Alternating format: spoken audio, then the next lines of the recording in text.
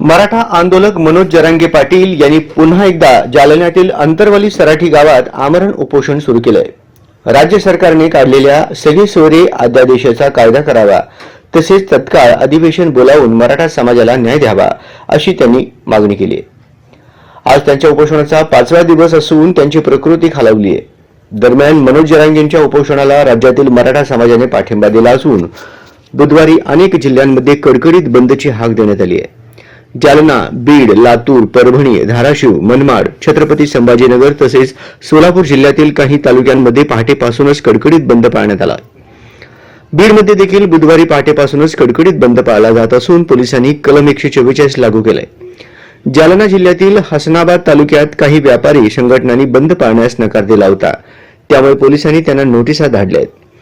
परभणी जिल्ह्यातील पूर्णा शहरातही मराठा बंदच्या हाकेला स्थानिक व्यापाऱ्यांनी चांगलाच पाठिंबा दिला असून पहाटेपासूनच दुकाने बंद ठेवली आहेत। छत्रपती संभाजीनगर जिल्ह्यातील काही तालुक्यात ही बंद पाळण्यात येत आहे।